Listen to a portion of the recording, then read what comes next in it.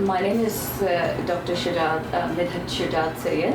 I'm one of the general practitioner here in Moorebank Family Practice. I've been working in this area since last 11 years and I've been working in Australia as a doctor since last 15 years. Since COVID-19 came to Australia, everything was very overwhelming for all of us. There was a panic in the community. We were seeing 60-65 patients on a daily basis, plus we are having 20 to 40 phone calls every day. We really worked hard to prevent this panic into the community and to make the guidelines, and because the guidelines and rules and regulations, the criteria who to test and not to test was changing on a daily basis. So we were having meetings every day with the help of the other doctors, the receptionist staff, and the nursing staff. Then we making our own guidelines how to work against this COVID-19 virus. We train our receptionist staff to triage the patient at the reception on the phone. So let us know so we can talk to them, and then if they don't have any suspected symptoms, we let them come to the practice to examine, and if they have any suspected symptoms, we usually were doing the phone consult. We test them for the criteria of testing. I think we are entering into the flu season, but so far our hard work looks like it's working. The number of infections is stable or coming down. With the help of the community and the normal people, I think we can fight with this virus together.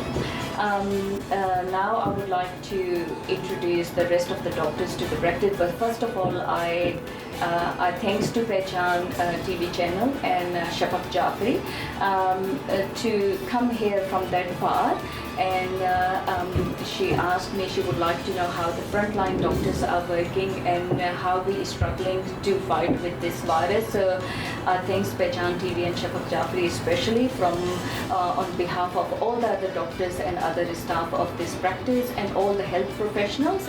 It is very important to show to the community what the doctors are doing, what the health professionals, all the doctors, nurses, allied health are doing to fight with this virus. It is very, very important.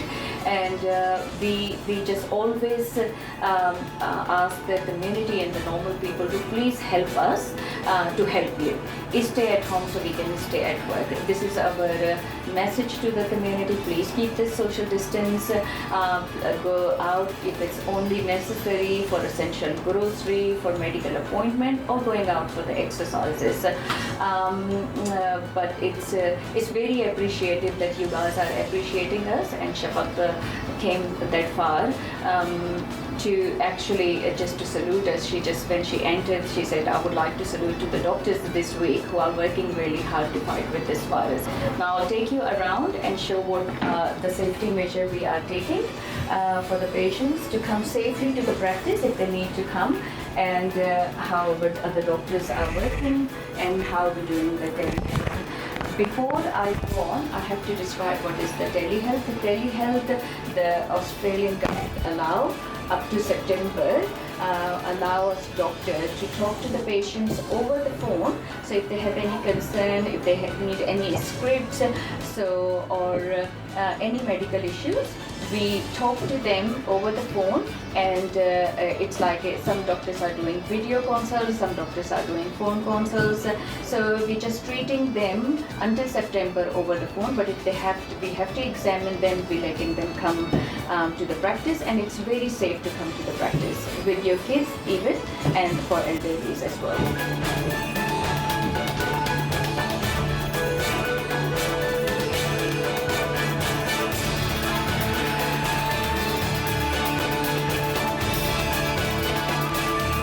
This is our physio staff, and they are doing their safety measures as well. They wear gloves, they wear their mask when they see the patients here, and everything is nice and clean, and is safe for the people to come to allied health as well.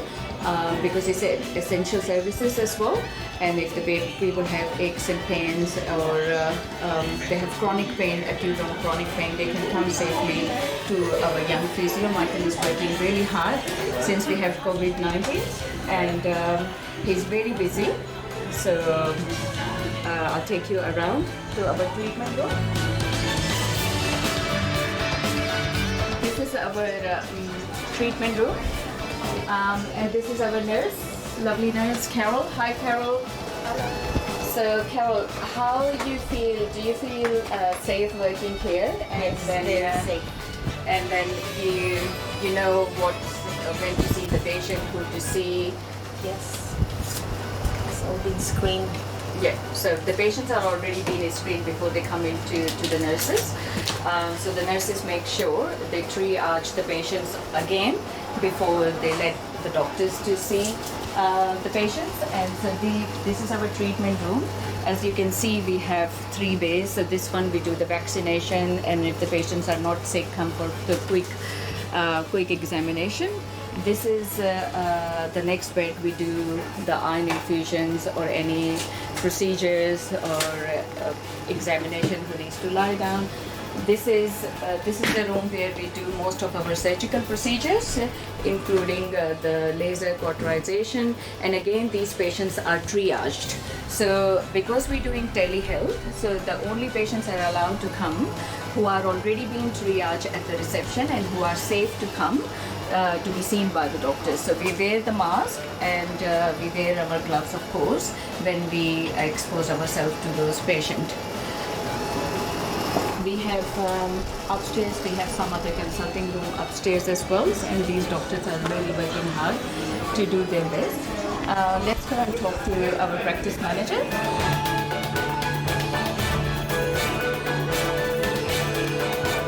Leanne, how safe you feel to work here?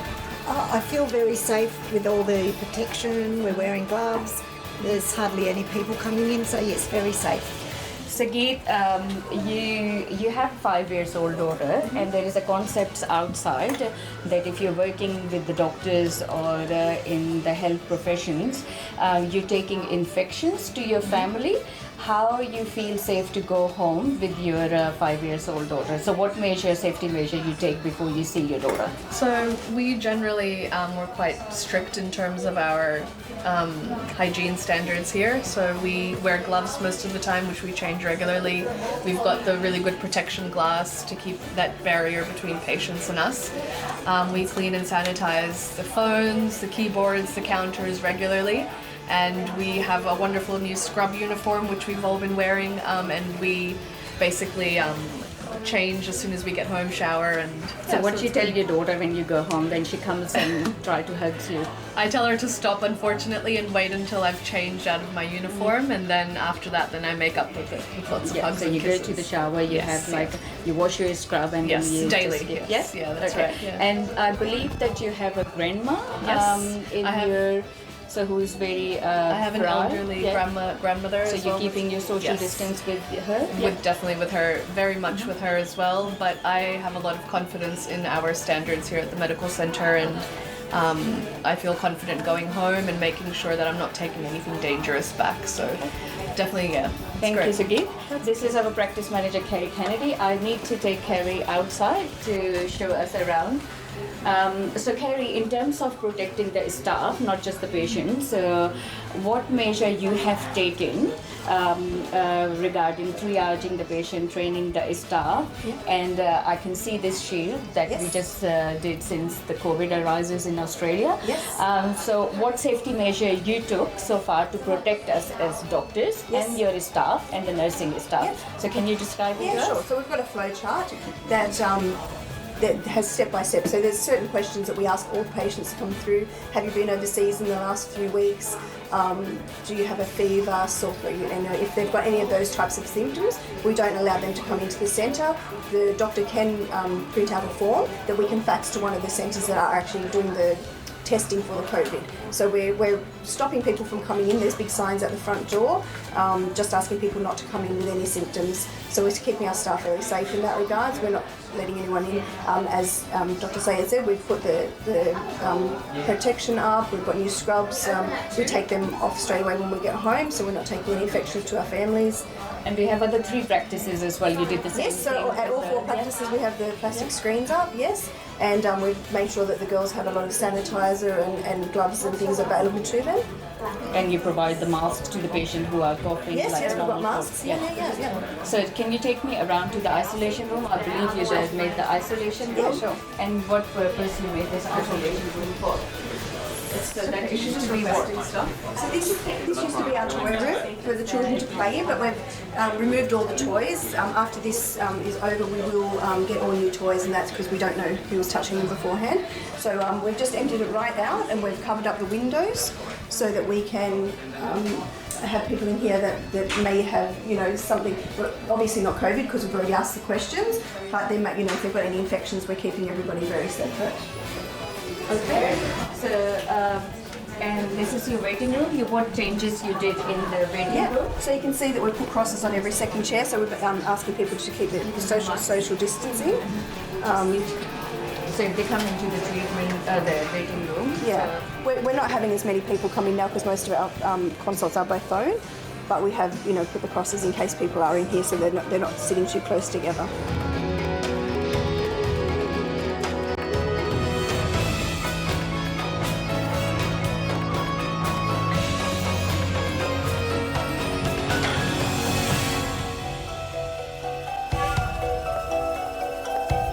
So thank you again, Shepard, for coming.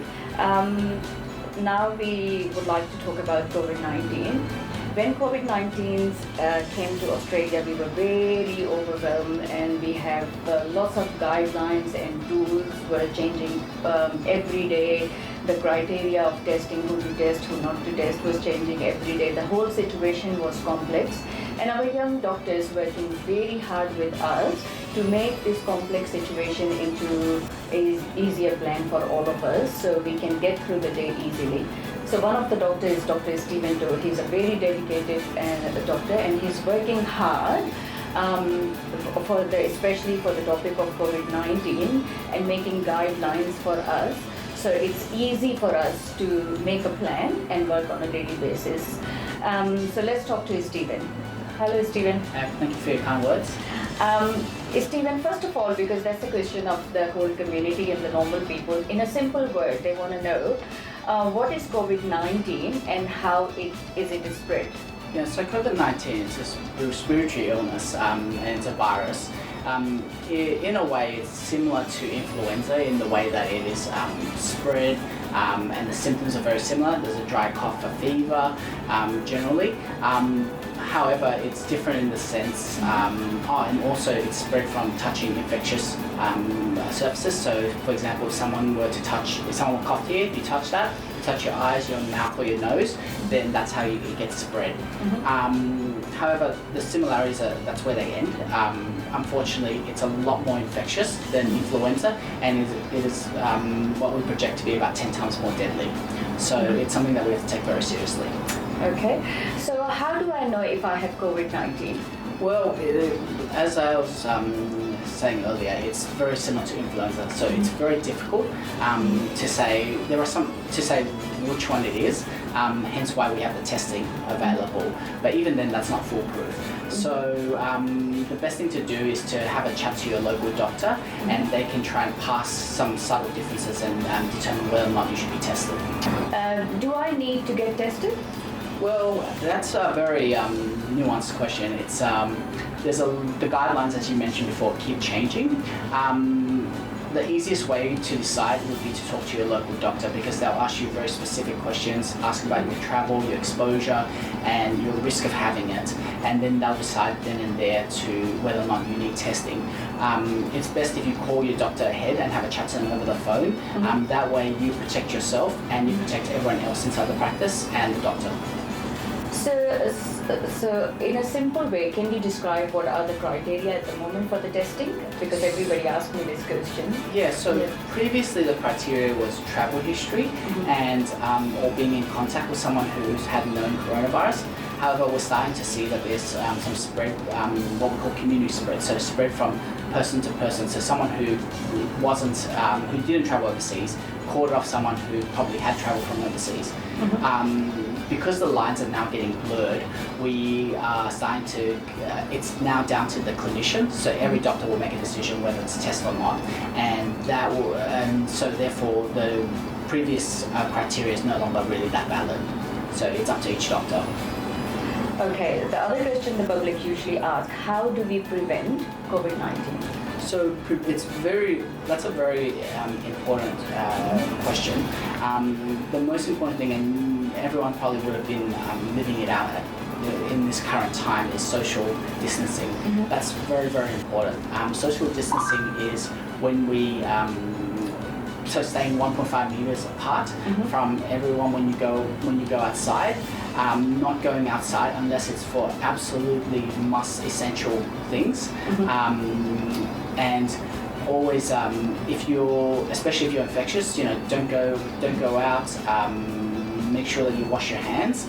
If you go outside and you go to the shops and you were to touch a surface, try to avoid touching your eyes, your nose or your mouth, and always wash your hands afterwards. Soap and water is more than plenty, but make sure you wash for 20 seconds and you get inside all the crevices. Yeah, okay.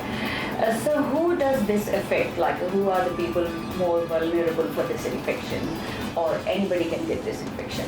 So even though our studies have shown that the outcomes are much poorer for those who are in the older age range, so 60 and above, that there have been plenty of cases of young people being affected as well, ending up in ICU and having very severe respiratory infections.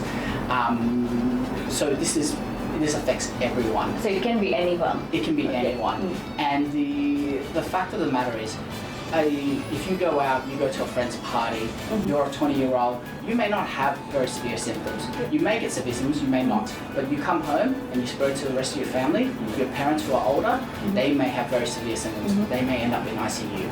So it's really important that we actually stick to social distancing.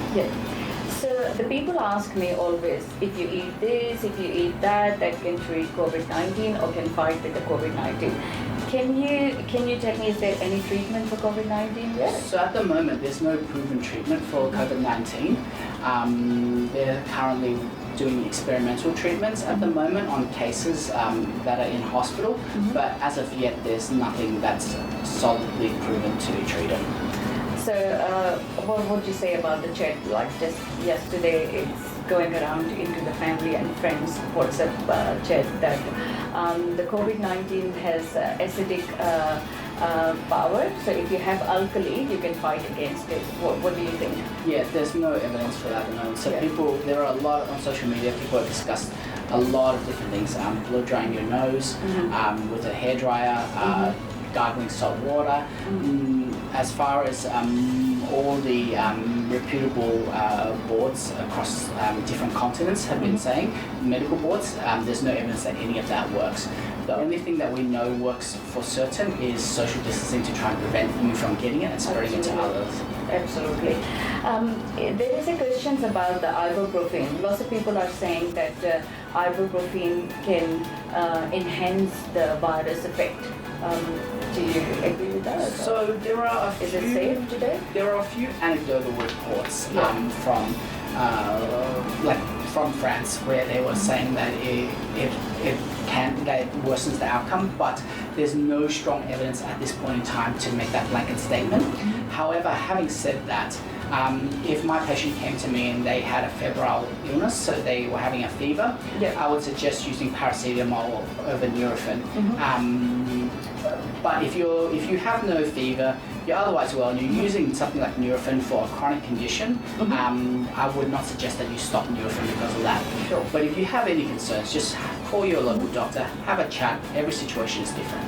Yeah, that's good. If you have a direct exposure to someone who is positive with COVID-19, what you should do, you don't have symptoms. So what you should do in these circumstances? So you've been exposed. There's different levels of exposure depending on how close you were to them, how long you spend with them, do you live in the same house with them. That's a bit more nuanced, and the best thing to do would be to talk to your local doctor. Yeah. But having said that, in general, if you've had like a significant amount of exposure, let's say 15 minutes in a small room with a person who was COVID-19 positive, it would be advisable for you to self-isolate for 14 days. So that means being in your own room, not going outside, and for at least 14 days, and if you develop any symptoms, then to contact your doctor. So self-isolation is very important. Yes, it is very important. Some of the mothers, they usually ask me this question that because it's school holidays, kids are bored at home, they want to take them to the shops or Woolworths just to buy them some treats, or it's Easter time to buy some Easter eggs. They ask me this question, how safe it is for them to take the kids outside? So, what advice would you give it to them? Yeah, I mean, kids, they're kind of hard to control. They run all over the place, they touch every surface, and they don't exactly wash their hands. Yeah. So it's advisable to probably not take them out if possible. We really want to limit going outside to doing absolute essentials. Stay at home, buy them some books, let them play with the Nintendo Wii or watch YouTube or something like that to keep them entertained. We want to try and limit the spread. I know that the school holidays are coming up, and there are a lot of questions regarding, should my kids be in school or shouldn't be in school. That's a very, it's a topic where there are political decisions being made as well as medical decisions. The best way to see what the up-to-date guidance is to refer to the coronavirus app. That's on the Google App Store and the Apple Store. And that's made by the Australian government. So that gives you the guidelines, which change pretty much day to day. Sure. Yeah. So because we're working hard and we're really working hard to prevent this infection to spread, is there anything that the community can do to help us? Yeah, so the most important thing is to look after yourself and to practice, and I know I'm repeating this over and over again, but to practice social distancing. Basically, we want you to stay home. We go to work for you, but if you stay home, you help keep everyone else safe and you keep us safe as well. So that's your, and what do you think government can help us to help the community? So in terms of the government, there's been a slow uptake in terms of them being able to give us personal protective equipment. We definitely want to take more responsibilities on board, being able to swab patients. But the thing is, we've been having difficulties in the past couple of weeks trying to scrounge enough like surgical masks, N95 masks, trying to get like the gowns which we need. So if and sometimes we've had to go to Bunnings to try and source that equipment, but unfortunately they've been cleared out by worried patients in the community. So so hoarding is a bit of a problem. And we would encourage toilet paper problem. Yes, and so we would try to discourage that sort of behaviour because it would stop those who actually need the equipment from getting it. Yeah, and then for the young people, what is your message? Because we have lots of elderly patients and they're struggling to get the simple grocery like flour, toilet paper, sanitizer, tissues, papers even. So what's your message to that young people in the community, what they can avoid to help their elderly as well to get the basic necessities, not just the young people to reach them? So some elderly people might have difficulty getting to the shops. If they can help, what they should do is possibly talk to them over the phone, help them. Being isolated can cause a lot of loneliness. So talking to them, keeping their minds active, that's helpful. Asking them if they need anything. If they need anything, they can do the shopping for them. Obviously, practicing good hand hygiene, and then drop it off at their front door, and then leave it there, and then they can come out and pick it up afterwards. And leave some toilet paper for them. Yes, toilet paper is very important. They can help with that as well. So what do you think, what safety measure we have taken here in the practice to protect ourselves as a staff, our reception staff, nursing staff, and at the same time the patients as well. So I took them around to show the shield, but in here as a doctor, can you describe them in Yes, simple so words? we've done a lot of, we've put in a lot of changes. So for example, in our consultation rooms alone, for example, in Midhat's room, the chairs used to be over there, now we're putting it about 1.5 meters away to protect ourselves. We've sourced some N95 masks, which every doctor wears, especially when examining patients. We examine patients inside the examination room, which is the kids' toy room. That way, afterwards, we can spray it down, give it time for it to work, and that room is contaminated and these rooms stay clean. We wear scrubs because it's easier to wash your hands, and then at the end of the day we put them in the wash, and we don't get contamination from long sleeves and all that. There's as you mentioned, the shield, which protects receptionists, because if they get sick, they'll bring it home to their families, they'll spread it to us, we spread it back to the patients. So that's why the shields are there.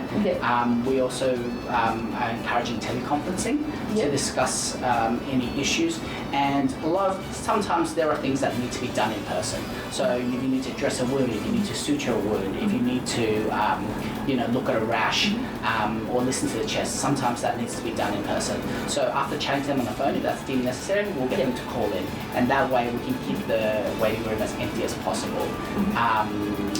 Those are some of the things that we've been doing. There's also the chairs, they've been spread apart to keep the patients as far apart as possible. We've closed down the toy room, which is unfortunate, but it is necessary. So you just mentioned telehealth. Lots of people still don't understand what is telehealth. Can you describe in simple words what is telehealth? And it's actually for all Australians? Yes, so telehealth is for everyone. Basically, it's a way for us to still interact and see our patients and for them to get their healthcare needs without them coming into a doctor's surgery. I mean, 2 months before here, our waiting room was packed, everyone sitting right next to each other and in the hallways, being very close together. Coughing and sneezing. Exactly, that's just exactly how pandemics like this spread. So by doing telehealth, we can have a chat to them over the phone. If they need a script, we'll organise that. We can have that, and then we'll put that in their folder, and they can come and pick it up when it's needed. Referrals, all of that. Or even if it's something where they need to be examined, we can take the history, we can ask them questions, and when they come in, we'll take them straight to the examination room, we examine them, and we already have an idea and a plan in place of where we're headed. So that minimises the amount of time they're in the practice. And like I do lots of shared care as well, and I have lots of pregnant patients as well. But in the general community, they have lots of fears coming to the practice. Because they think if they come to the practice, they're going to get the infection. So what is the message for them? Like you just said that it's very safe to come here. Yeah, it's very safe to come in because we disinfect very regularly. Every time my patient comes into my room, I spray down with alcohol solution. Afterwards, we minimize how many patients come in. And the way that the virus works, we don't suspect that there's much airborne transfer unless you're within close proximity to someone else. So with everyone being spread apart, it's highly unlikely. And with us disinfecting the surfaces, it's unlikely that touching something will cause spread. So it's very safe for them to come in. And also, we will speak to them ahead of time. We'll speak to our patients and we'll determine if they need to come in. So we won't ask our patients to come in unless it's necessary. Most of the stuff can be things that can be done over the phone will be done over the phone. If a physical examination is needed, then we'll call them in. And now we are getting flu injections from next week. Lots of elderlies are really scared coming to the practice. So have we organized a plan? What we are doing for the flu injections? Are we calling them in a different time, or what are the safety measures we're taking for them? So we've floated a few ideas, but the main thing is we need to put our flu injections at separate intervals to get them to come in, they enter the room, they get the injection, and off they go. That way we don't have too many people where we used to last season, for example, just queuing out the door waiting for their injection. And if it becomes very backlogged, each doctor can then take their own patient in and do their own injections. That will free up any potential conflicts. Let's say if one patient was running late and 2 people came in at the same time. Like we have a lot of redundancies in place to prevent that sort of thing happening. With the help of the nursing is Yes, definitely. The nurse is so valuable. Yeah, so Shafak just asked me this question and she said, is it necessary for us to have the flu injection this season? It is very recommended to have the flu injection. The flu injection itself doesn't stop COVID-19. Yeah, that is a very important message to pass it to the community. Yeah. But the thing is, COVID-19, the way it's going to disrupt the community is if we look at a picture of what happened to Italy, everyone got sick very, very quickly, and then they overwhelmed the hospitals. Surgical theatres got turned into ICUs because they needed to ventilate patients, and basically anything else that wasn't COVID-19 related, there weren't enough doctors around or space to manage that. Now, if you can reduce the number of admissions into hospital, that takes a big strain off, and we know that by vaccinating our patients with the influenza vaccine, we significantly reduce the number of hospitalizations secondary to influenza. So if we already have a lot of COVIDs coming in, if we can reduce the influenza, that takes a lot of burden off the hospital. Absolutely, and there is no hospital in the world who can just deal with this pandemic.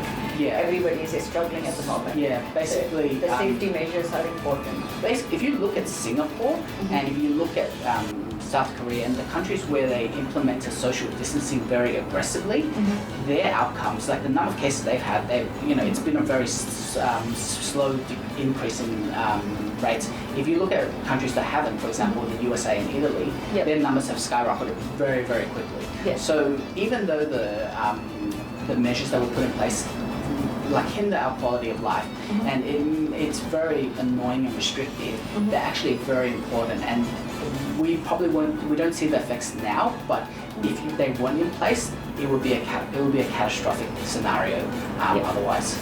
So what do you think in terms of spread? Are we stable, or is the rate decreasing? Can we achieve our goals in a few months' time, or we still not safe? It's not going to be. This is not going to be decreasing anytime soon. At the moment, the rate of increase has slowed down a little bit, but it's too early to be celebrating yet. In China, for example, they started to lift their restrictions, and they're starting to see a slight resurgence in the number of cases, and that's what we'll expect. We expect that there will be a second wave down the track when these draconian measures are starting to be relaxed. So what we're trying to do is to reduce the number of people ending up in hospital. If we can reduce the burden where the hospital's not overrun, then we save people. People who have COVID are managed better, and people who have other conditions, a car accident, appendicitis, they can get managed as well. Absolutely.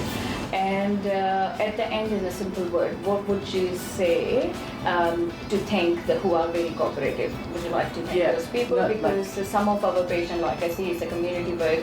Cedary Bakery we have next door, and he supplies us coffee sometimes. I had a patient, Elizabeth Downs, yesterday. She dropped me so many toilet papers just in case we don't have time to do the shopping, and people are actually sensible toward our work, and they are trying to help us because they know that we are helping them. So what's the message for them? Yeah, we're very thankful for the generosity expressed by the community. To give an example, I had a patient who for some reason had some N95 masks from the hospital, and they were kind enough to bring it over and give it to us because they knew that we were lacking that equipment. But I mean, that's the biggest thing that people can do right now is stay at home. If they stay at home, they protect themselves, they protect us, and those who follow recommendations, we're greatly indebted to, and they've done. But everyone has been very kind and very understanding of the difficult situation. The mask, about the other mask which a general community is wearing outside, they're asking me about these masks as well. Are they safe, or they are protecting them from the infection? So, in general, if you're infectious, the government stance at the moment is that if you are coughing, you should wear a surgical mask. The surgical mask, the one with the loops, that stops you spreading it to other people. Because when you're coughing, you'll have spit and droplets coming out. that mask is waterproof and will stop that from flying out and infecting someone else. If someone coughs at you and you're wearing that mask, it's unlikely to stop the aerosol from coming in, but it actually is helpful in the sense that it stops you from, if you, let's say, went out and touched the surface, and by habit, we all touch our nose, our mouth, our eyes, and so that mask actually stops you from physically doing that, so it actually does serve a role. And do you think what do you think it's really important for us to wear this scrub so we don't take this infection home? Yeah, I think it's quite useful to have these scrubs where we can change out before we go home. It's one of the measures that doesn't take much effort, but it makes a difference in helping protect those at home. Okay, thank you very much, Stephen. You're doing a great job, and please keep doing the good job. Thank you. Thank you.